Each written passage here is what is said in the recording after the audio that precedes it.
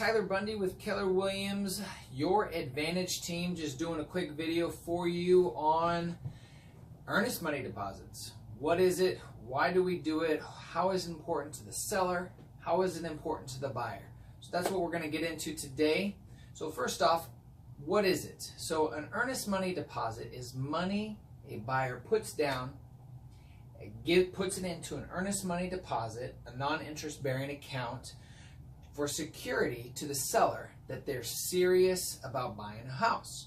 So this money typically is about 1% of the total cost of the house. So if the house is a $200,000 house, you're approximately putting down $1,500 to $2,000. That's typically the range. Now this money goes into a non-interest bearing account, and the seller sees this money as saying, okay, they're serious about buying, because if they walk away for various reasons, that money potentially could go to the seller. Now, not all the time does that happen. In some cases, in most cases, to be honest, that money will come back to the buyer. In these instances, here's how that comes back. If they walk away because they couldn't get approved for a loan, if they walk away because they didn't like the inspection from the house, are the two main reasons why a buyer would walk away, and therefore they get that money back in their pocket. Okay, now the reasons that they would not get it back is if they could qualify for a loan, the appraisal or the inspection came out good and they were okay and signed off on it.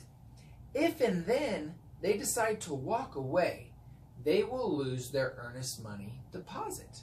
Now, that is for the seller that basically saying, I took my home off the market, put my time that you were going to buy the house, but did not.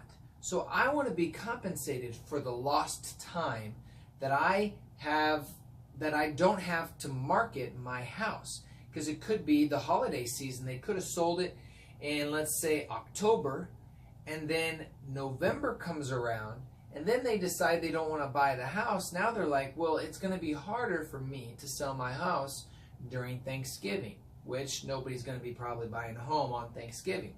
So now how can you as a buyer use that to your advantage? How can you make that look like you're a serious buyer in case that you are competing with other offers? Okay, so an earnest money deposit goes towards the buyer's down payment after you close on the house. So it's in a non-interest bearing account for 45 days or so through the closing period, and then after the home closes, that money is applied at closing to your down payment, which is great. So it doesn't cost you any money to put a larger amount down.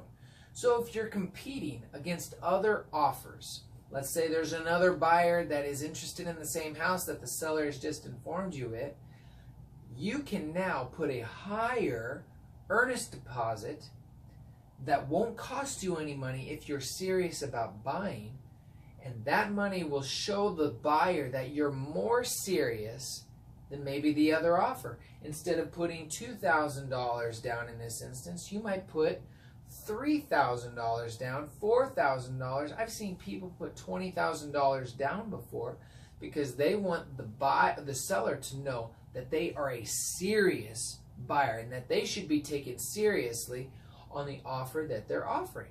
Okay? Now, how can you view this from a seller's perspective? A seller's perspective is it's all about security for you. I want to know that you, Mr. Buyer, are going to buy my house, and that the reason that you're not going to get cold feet and walk away for no apparent reason. If there's issues with the inspection, that's okay. I'll take care of it. We'll work out that issue, and if you ultimately decide not to buy the house, that's your decision. You get the money back. But if you decide that, you know what, I don't want to buy this house anymore because I like another house, well, that just doesn't fly. This is security to the sellers that the buyers are serious about buying that house. So this is just a quick overview of basically the strategies behind using an earnest money deposit for a buyer's advantage. What does it mean to a seller? and basically where that money goes. So any additional questions, please comment below. Ask me. I'm always active on here. Let me know any questions you have. Also, please if this is helpful, please hit like. I would greatly appreciate it. And I look forward to seeing you on another video. Take care.